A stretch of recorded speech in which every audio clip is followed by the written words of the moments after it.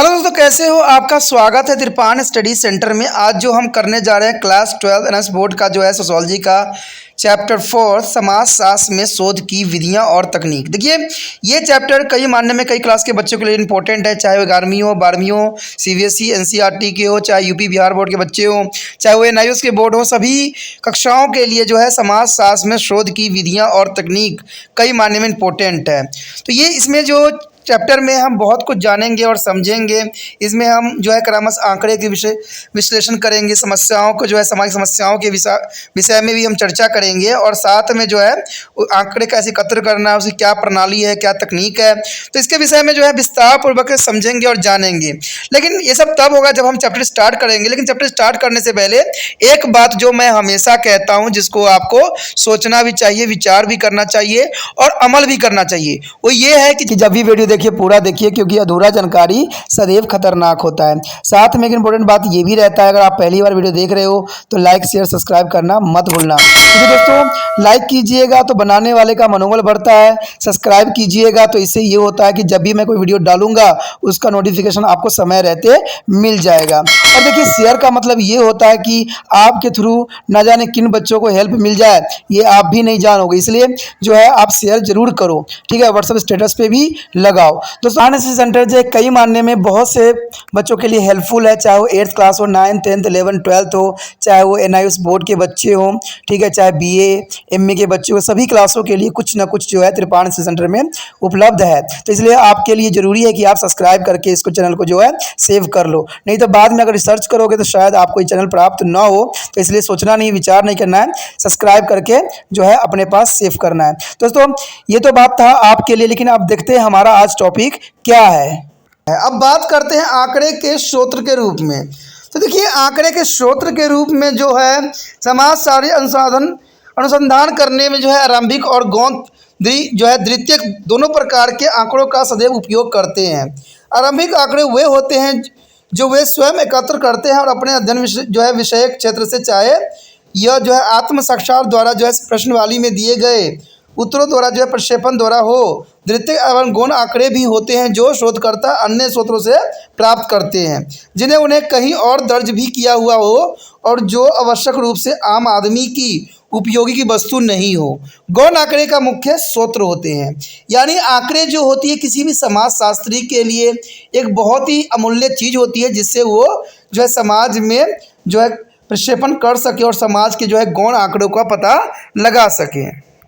यदि देखें हम गौण आंकड़े के मुख्य स्रोत क्या है, तो इसमें सबसे पहली तो बात यही आती है जीवनीय, आत्मकथाएं, पत्र, डायरियाँ, उपन्यास। इससे हमें समाज के बारे में कुछ न कुछ जानकारी अवश्य मिलती है। कहते हैं दूसरा बात देखा जाए तो पत्रिकाएं, उच्च कोटि के समाचार पत्र, रेडियो प्रसारण, टीवी व कार्यक्रम जो है मुख्य जो है गौण आंकड़े हो सकते हैं। तीसरी बात आती है कि जनगणना संबंधी आंकड़े, व्यापार फॉर्म के रिकॉर्ड, पंजीकृत आंकड़े, जन्म मृत्यु के आंकड़े, न्यायालय के रिकॉर्ड, समाज सेवा संस्थाओं तथा सरकारी विभागों के अर्थव्यवस्था से संबंधित दस्तावेज, दीन दुखियों की सहायता करने वाले संस्थाएं तथा नीतियों को प्रभावित करने वाले गुटों द्वारा संचित किए गए आंकड़े होते हैं। हमें इस बात का ध्यान अवश्य रखना चाहिए कि किसी भी प्रकार के शोध कार्य, विशेष रूप से सामाजिक शोध में, और दोनों ही तरह के आंकड़ों का उपयोग किया जाता है। यदि बात करें आंकड़े इकट्ठा करने की विधि, तो देखिए इसमें समाजशास्त्री शोध विधि के स्वरूप के अध्ययन में रखकर आंकड़े इकट्ठा करने की विभिन्न तकनीकों का उपयोग करते हैं। इसमें जो मुख्य है वो इस प्रकार, देखिए, प्रक्षेपण या किसी चीज़ के बड़े ध्यान से देखना, परखना, तो ये आंकड़े इकट्ठे करने का सबसे इम्पोर्टेंट तरीका होता है। उसके बाद सर्वेक्षण करके, सर्वे करके वो जो है आंकड़े इकट्ठे करते हैं। तीसरी बात करें घटना विश्लेषण का गहन अध्ययन, यानी कोई घटना हुआ है तो उसको जो है अध्ययन करना।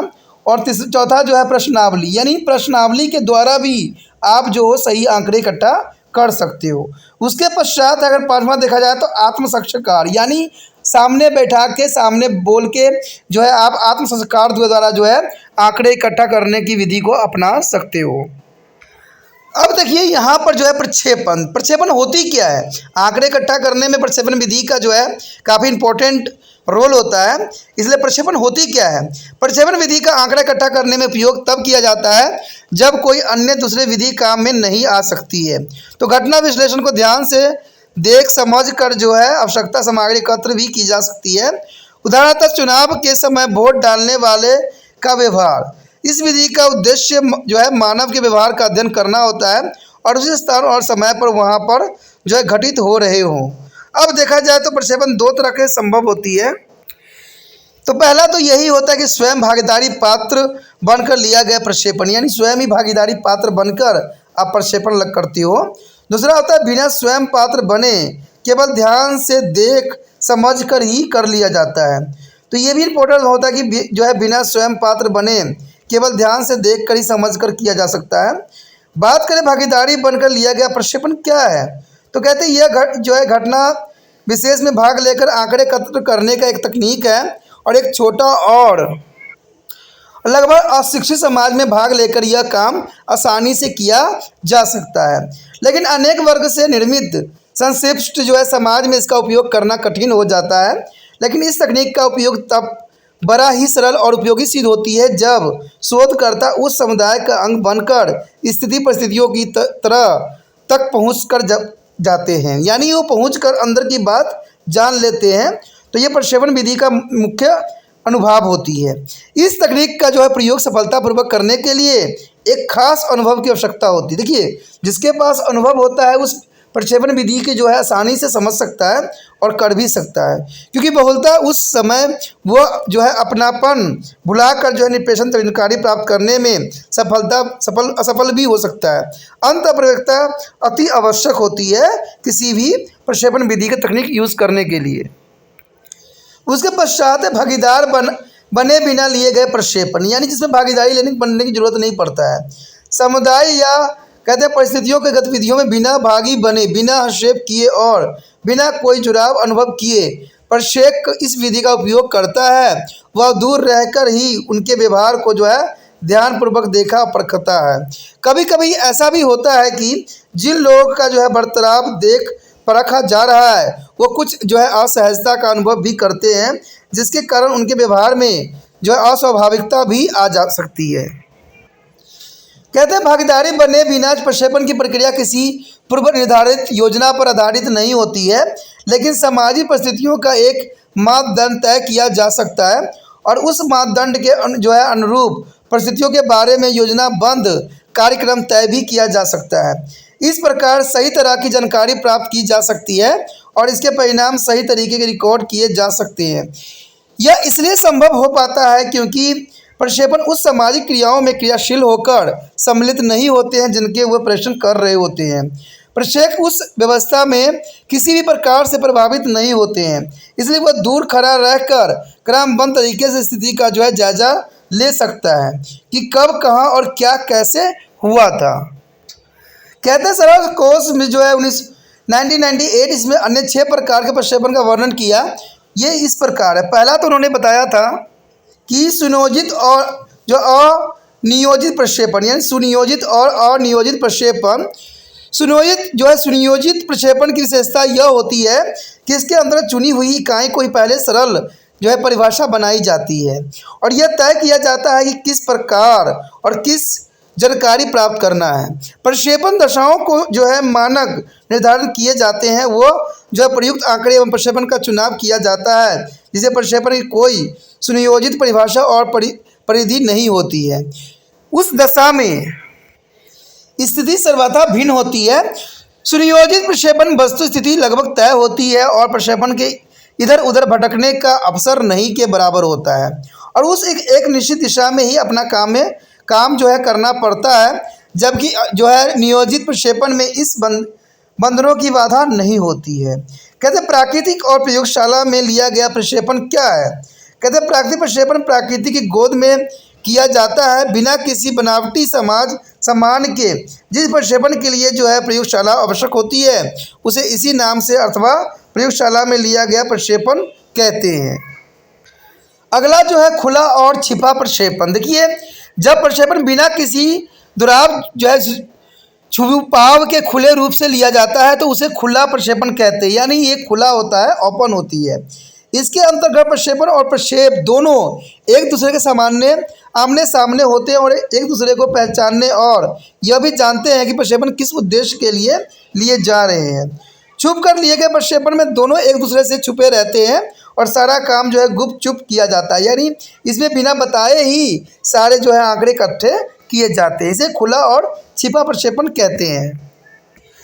अगला जो है प्रत्यक्ष और प्रक्षेपण, यानी प्रत्यक्ष रूप से किए गए प्रक्षेपण में प्रक्षेपण लगभग निष्क्रिय रहता है, अर्थात जिस स्थिति का अध्ययन किया जाता है प्रक्षेपण उसमें सक्रिय भाग नहीं लेता है। जैसा जो हो रहा है दिखाई दे रहा है वो उसको ही रिकॉर्ड कर लेता है। अप्रत्यक्ष प्रक्षेपण में वस्तु स्थिति को सीधे जो है आंखों से नहीं देखा जाता है। प्रक्षेपित वस्तु या तो मृत होती है या अध्ययन में भाग नहीं ले पाती है। इस विधि का उपयोग जो है अपराध वैज्ञानिक बहुधा और उन स्थितियों में करते हैं जिन्हें वे स्वयं नहीं देख पाते हैं, जैसे काल हत्या के मामले। जो कत्ल हत्या के मामले होते हैं उसमें जो है प्रक्षेपण नहीं देखी जाती है। उसके पश्चात आता है गुप्त और मुक्त प्रक्षेपण। कहते हैं गुप्त रूप से किए गए प्रक्षेपण में जिस व्यक्ति का अध्ययन किया जाता है और किया जा रहा होता है उसे इस बात का पता ही नहीं होती है कि कोई उसके ऊपर पैनी नज़र रखा हुआ है। अगर साधारणतः शोधकर्ता स्वयं उस वस्तुस्थिति में सक्रिय रूप में भाग ले रहा होता है तो, नहीं तो उसे यह एहसास दिलाने में कठिनाई होगी कि वह वहाँ उपस्थित है या था। इस प्रकार प्रक्षेपण में कोई पूर्व नियोजित योजना नहीं होती है। कभी कभी इस कारण उन्हें अपने सामान्य व्यवहार को हटकर भी काम करना पड़ता है। तो ये तो आम बात है कि कभी कभी जो होता है गुप्त का मतलब यही होता है कि कोई व्यक्ति को बिना बताए ही आप उसकी सारी कार्यविधि और जो है उसके बिहेवियर को रिकॉर्ड कर रहे हो। कहते हैं तभी जो है सही मानने में बिहेवियर आता है, क्योंकि अगर बता दिया जाए कि हम उसके प्रक्षेपण नोट कर रहे हैं तो व्यक्ति जो है गलत चीज़ों पे कभी ध्यान नहीं देगा और इसको चोरी चोरी बताने वाले में वो हर एक बात का यूज़ करेगा जो उसको जो है वास्तविकता में करता है। उदाहरण के लिए यदि पुलिसकर्मी को यह पता हो कि थाने में उसका व्यवहार किस प्रकार के द्वारा प्रकार देखा जा रहा है तो वह अपराधियों के प्रति निम्न सतर्कता घटिया प्रयोग करेगा। देखिए इसमें बात करें पुलिसकर्मी भी जो होते हैं, अगर आप जनता के समक्ष देखोगे तो इनका व्यवहार जो है बिल्कुल जो है रूड होती है। पता नहीं इनके अंदर इतना रूढ़ता कहाँ से आती है, इसमें कोई दो राय नहीं है। अगर आपको किसी पुलिस वाले से अगर कोई झड़प हो जाए, कुछ बात भी बोल दो तो वो लात जूते ही बात करने लग जाते हैं। कहते हैं आम जनता को तो ये कुछ समझते ही नहीं है, उनके सामने तो आम जनता एक कीड़े मकोड़े के समान होते हैं, क्योंकि उनको ये लगता है कि मेरे पास तो वर्दी का पावर है और मैं जो चाहे कर सकता हूँ।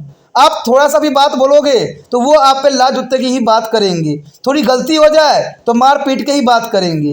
तो कहते हैं आम जनता जो शरीफ है वो बेचारा करे भी तो क्या करे। कहते हैं अपनी विडंबना अपने पास ही रह जाती है। तो ये बात अगर आप पुलिसकर्मी पे परीक्षण करो तो आपको साफ जाहिर इसमें आ जाता है, क्योंकि पुलिसकर्मी का व्यवहार जो होती है हर जगह रूढ़वादी ही रहती है।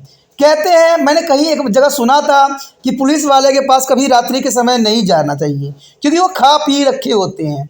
अरे भाई खा पी रखे होते हैं इसका मतलब क्या है कि वो दारू पी रखे होते हैं? ऐसा तो हमारा समाज में कहीं लिखा भी नहीं गया है कि पुलिसकर्मी को जो अपने ड्यूटी पे शराब पी के रहना चाहिए। ये बात कई लोगों के मुंह से मैंने सुना है कि रात में वो लोग पी के टल्ली रहते हैं और कोई व्यक्ति अगर जाता है तो उसके साथ दुर्व्यवहार करते हैं।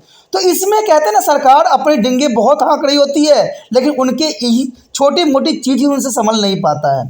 तो अगर ये परीक्षण आप करोगे तो आपको जो है बहुत बड़ी सच्चाई का जो है आपको दर्शन होगी, क्योंकि इनके व्यवहारों पर करना सबसे मान्य होता है, क्योंकि न जाने इनके अंदर कितनी पावर आ जाती है। कहते हैं जब वर्दी पहन लेते हैं तो पता ना उनके कितनी नशा चढ़ जाती है वर्दी का, लेकिन उनको ये एहसास नहीं होता है कि ये वर्दी उन्होंने जनता की भलाई के लिए पहना है, ना कि जनता पे ही रोब दिखाने के लिए।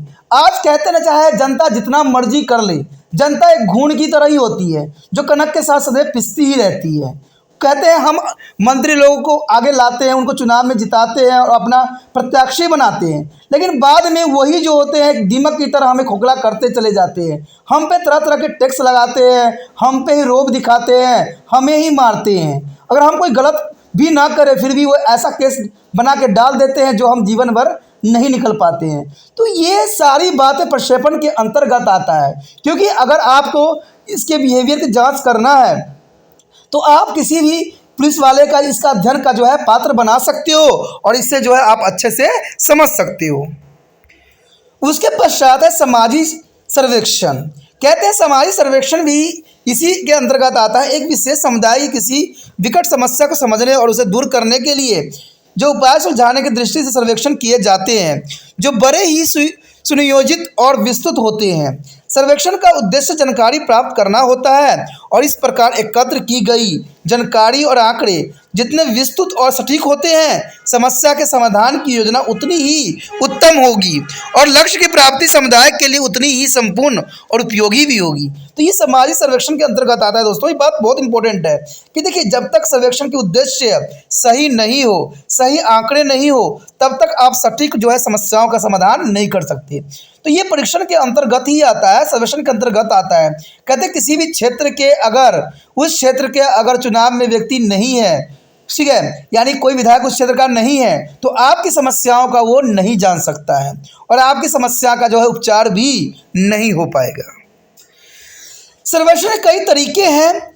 श्रेष्ठ घटक को एक प्रश्नावली भेजी जाती है और लोगों के साथ सीधे साक्षात्कार किए जाते हैं, यानी आमने सामने होती है और इस प्रकार एकत्र किए गए आंकड़े तथ्यों को जो है सांख्यिकी विश्लेषण विधि द्वारा क्रमबद्ध तरीके से व्याख्या भी की जाती है। सर्वेक्षण का उपयोग समाजशास्त्र के क्षेत्र में बड़े पैमाने पर किया जा रहा है, विशेषकर प्रक्रियात्मक विधि और स्वयं भागीदारी बनकर प्रक्षेपण करने के तरीकों को विकल्प के रूप में लिया जाता है। सर्वेक्षण में नमूनों को किसी निश्चित निष्कर्ष पर पहुंचने के उद्देश्य से चुना जाता है और एक लंबे चौड़े समुदाय से लिए गए इन नमूनों के आधार पर व्याख्या भी की जाती है, जो लगभग ठीक ठीक होती है और बड़ी इकाई के बारे में सही राय बनाई जा सकती है। इसके उदाहरण सरकार द्वारा कराए गए सर्वेक्षण और जनता की राय जानने के लिए किए गए सर्वेक्षण को उठाया जाता है। कभी कभी समाजशास्त्री नमूने की जगह सारी प्रजाति का अध्ययन कर लेते हैं, विशेष तौर पर तब जब उनकी प्रजाति का आंकड़ा बड़ा न हो। कहते हैं जब नमूने एक बड़े जन समुदाय में चुने जाते हैं तो समाजशास्त्री इन नमूनों को ही बड़े समुदाय के रूप में मान लेते हैं और इनके आधार पर बड़े समुदाय के बारे में भी अपनी राय बना लेते हैं, जो बड़े समुदाय के लिए सर्वथा लागू नहीं होती है। वस्तुस्थिति विशेष के अध्ययन में भी सर्वेक्षण विधि का उपयोग किया जा सकता है। शोध की प्रकृति के अनुरूप समाजशास्त्री विभिन्न प्रकार के सर्वेक्षण का अपने काम में उपयोग सदैव करते रहते हैं। उसके पश्चात है सर्वेक्षण का वर्गीकरण। देखिए, सर्वेक्षण को कई भागों में विभक्त किया गया है, तो इसको दो भाग यहाँ दिख रहे हैं। पहला जो है वर्णनात्मक, यानी वर्णन करने योग्य, क्या वांछनीय है यह जानने के लिए घटना जैसे घट रही है उसका उसी प्रकार वर्णन करना सर्वेक्षण का वर्गीकरण विधि में अंतर्गत आता है। उसके बाद है व्याख्यात्मक, क्या परिवर्तन हो रहा है और उसे क्या कारण है, इस बात का जो है पता लगाना सर्वेक्षण वर्गीकरण के अंतर्गत आता है। उसके पश्चात आता है भविष्य दर्शक, यानी भविष्य में क्या परिवर्तन होने वाले हैं और इसका नीति पर क्या प्रभाव पड़ सकता है, इसके बारे में भविष्यवाणी इसमें किया जाता है। उसका चौथा पॉइंट आता है मूल्यांकनात्मक, यानी भूत में अपनाई गई नीतियों के क्या परिणाम रहे, इस बात का जो है पता करना मूल्यांकन विधि के अंतर्गत आता है।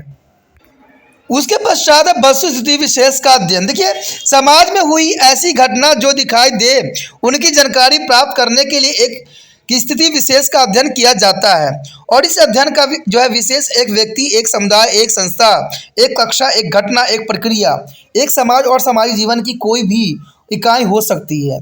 केस से संबंधित सभी जानकारी एकत्र की जाती है और उसे केस के अनुरूप जो है संयोजन जाता है। अध्ययन के विषय संबंधी एकल आंकड़ों को एक विशिष्ट पात्र दी जाती है और विभिन्न प्रकार के उपलब्ध तथ्यों का इसके साथ संबंध जोड़ा जाता है। इस तरह छोटी छोटी बातें तथ्यों का भी विस्तार में समावेश किया जाता है। ऐसा करना दूसरी विधियों के माध्यम से आसान नहीं होती है, उन्हें गौण समझकर अलग थलग कर दिए जाने की संभावना बनी रहती है। इस विधि की मूलभूत धारणाओं यह है कि एक विशेष प्रकार की वस्तुस्थिति में अति विशेष घटना का गहन गंभीर अध्ययन करके उसी के समान घटनाओं के बारे में जो है सामान्यीकरण किया जा सकता है। यदि संक्षेप में इस बात को अगर हम करें तो कहते हैं वस्तुस्थिति विशेष के अध्ययन द्वारा किसी एक अकेली इकाई के व्यवहार बर्ताव का अनेक तरीके अपनाकर विश्लेषण किया जा सकता है और इस विधि में कुछ जो है पैमानों को आवश्यकता हो सकती है। उदाहरण के लिए पुरुषों द्वारा घर के बर्तन धोने की प्रवृत्ति, इस विधि में अध्ययन के जिन तरीकों का उपयोग किया जाता है वह प्रक्षेपण, साक्षात्कार, प्रश्नावली, समाचार पत्रों में छपी रिपोर्ट, पत्र, डायरी और स्वयं की भागीदारी। उसके पश्चात आता है प्रश्नावली। देखिए प्रश्नावली बड़े ध्यान से तैयार किया जाना चाहिए और इसी उपयोगिता का जो है निरीक्षण भी अवश्य कर लेना चाहिए। इसमें जिन शब्दों और शब्द समूह का प्रयोग किया जाए वो सरल और सहज समझ जाने वाले हों, प्रश्न स्पष्ट और संदेह न हो, उनके सरल, छोटे और विश्लेषण योग्य उत्तर हो। इसमें किसी प्रकार के नैतिक मूल्य न जुड़े हो और इनमें आंकड़े एकत्र किए जाए जिनसे किसी जो है अपकल्पना की सिद्ध किया जा सके, यह परखा जा सके। शोधकर्ता को यह तय करना होता है कि लोगों से आमने सामने होकर प्रश्न के उत्तर ले या उन्हें जो है डाक द्वारा उसके पास भेजे। प्रश्नावली आमतौर पर जो है उत्तरदायित्वों के पास डाक से भेज दिए जाते हैं। उसके पश्चात है साक्षात्कार। देखिए आवश्यक जानकारी प्राप्त करने के लिए शोधकर्ता उन व्यक्तियों से स्वयं ही वार्तालाप करते हैं जिनके पास वांछनीय जानकारी होती है। उनके समाज विज्ञान और आंकड़े एकत्र करने के लिए इस विधि को काम में लाते भी हैं। साक्षात्कार के लिए एक साक्षात्कार सारणी तैयार की जाती है जो स्वयं शोधकर्ता द्वारा उत्तर देने वाली व्यक्तियों से आमने सामने वार्तालाप करते करते भरी जाती है। यानी बात करते करते उस सारी घटनाओं को जो है साक्षात्कार किया जाता है। साक्षात्कार दो प्रकार के होते हैं, एक पहला पूर्व निर्धारित योजना के अनुसार एवं एक औपचारिक जिसमें योजनाबद्ध तरीकों से ही काम किया जाता है। सभी प्रश्न पहले से ही तय होती है और इसके शब्दावली भी एक जैसी ही होती है। यह एक मानकीकृत और पूर्णता नियंत्रण कार्य विधि है। दूसरा जो है अनौपचारिक साक्षात्कार होता है जिसके अंतर्गत उत्तरदाता अपने उत्तरों को बड़ा छोटा कर सकता है और इसकी कोई पूर्व निश्चित योजना या शब्द जाल भी नहीं होती है। यदि उत्तरदाता को आपत्ति न हो तो एक टेप रिकॉर्डर इस काम में बड़ा ही सरल एवं उपयोगी साधन सिद्ध हो सकती है और इस सारे काम में साक्षात्कार करने वाले को बड़ी चुस्ती और होशियारी दिखाई कर जो है उत्तरदाता से शोध विषय सभी उपयुक्त जानकारी प्राप्त करनी होती है। साक्षात्कार विधि का चयन कई बातों पर निर्भर भी करती है, जैसे अध्ययन के लिए चुने गए विषय का उद्देश्य क्या है, समय और धन साधन की जो है उपलब्धता तथा शोधकर्ता की कार्य कुशलता पर भी ये जो है प्रश्नावली जो है डिपेंड करता है, यानी साक्षात्कार के रूप में जरूरी होता है। उत्तर जितने उच्च स्तर के और सटीक होंगे, वस्तु स्थिति संबंधित जो है प्रतिक्रियाएं, मनोवृत्ति और राय उतनी ही खरी और स्पष्ट होने की आशा की जा सकती है। उत्तरों की जो है प्रारंभिक तुलना भी की जा सकती है। उत्तर जितने मुक्त होंगे उससे उतनी ही अधिक विस्तृत और साफ तस्वीर सामने आएगी, विशेषकर तब जब किसी एक केस के बारे में जानकारी प्राप्त करनी हो। कहते हैं उपयुक्त विधि एक दूसरे से अलग नहीं है और इस सब का सम्मिश्रण भी किया जा सकता है और इस सब का एकमात्र उद्देश्य यह पता करना होता है कि लोग जिस तरह का व्यवहार करते हैं वो कैसा और क्यों करते हैं। तो व्यवहार बहुत बड़ी दोस्तों ज़रूरी बात होती है जो हर क्षेत्र में देखने को मिलता है। मैंने जैसे बताया भी था कि हर क्षेत्र में व्यवहार जो होती है उनके पद के ऊपर डिपेंड करता है। कहते हैं आज लोग जो होते हैं अगर आपको काम निकलवाना है तो बहुत ही प्यार से बात करेंगे, लेकिन जैसे ही काम निकल जाएगा तू कौन है मैं कौन है, तो ऐसी व्यवस्था आ जाती है। बात अगर करें यहाँ पर किसी भी पावर की तो कहते हैं आज लोग पावर का गलत उपयोग कर रहे हैं समाज में। ठीक है, कहते हैं अगर किसी पेड़ में अधिक फल लग जाए तो पेड़ सदैव ही झुक जाता है। कहते हैं जो सीना तान के खड़ा रहता है उसको हवा की झोंका ऐसे ही उड़ा के लेके चली जाती है। इस अध्ययन विधि में ही समाजशास्त्र की सिद्धांत है और आधारभूत धारण संकल्पना भी दी गई है। यह विधि एक दूसरे से विकल्प नहीं है, इन्हें एक दूसरे के साथ मिलाकर प्रयोग में लाया जा सकता है। यह इस बात पर निर्भर करता है कि आपको खोजना क्या है और एक ही विषय के भिन्न पहलुओं के बारे में जानकारी प्राप्त करने के लिए एक विधि दूसरे विधि से अधिक उपयोगी सिद्ध भी हो सकती है। उदाहरण के लिए सर्वेक्षण करते समय प्रक्षेपण विधि की भी आवश्यकता पड़ती है। तो दोस्तों इसी के साथ हमारा 4th चैप्टर जो है काफ़ी इंपॉर्टेंट था, जो कि बहुत ज़रूरी था, तो इसको जो है अब ध्यान से समझने की कोशिश करना। अगला चैप्टर जो है और भी इम्पोर्टेंट है तो उसको भी देखना मत भूलना, ठीक है। लेकिन आपको जो कार्य करना है आपको नहीं भूलना है, वो ये है कि जितना हो सके ये वीडियो जो है दूसरे बच्चे तक पहुंचाना है। जिनका जो है सब्जेक्ट सोशोलॉजी है उनके लिए बहुत ही इंपॉर्टेंट रहेगा, ज़रूरी रहेगा, क्योंकि आपको पता है कि त्रिपाठी सेंटेंस जो है लाइन टू लाइन वर्डों को समझाने की कोशिश किया जाता है, तो ये काफ़ी इंपॉर्टेंट रहेगा। कहते हैं ना कि लाइन टू लाइन अगर आप समझ लेते हो तो ये आपके लिए काफ़ी ज़रूरत बन जाता है। तो इसलिए जो है आप जितना हो सके इसको शेयर करने की कोशिश कीजिए, और शेयर करने के लिए आपको अधिक कष्ट सहने की ज़रूरत नहीं है। सिर्फ आपने क्या करना है, यूट्यूब से कॉपी करना है और व्हाट्सएप स्टेटस पे लगा देना है।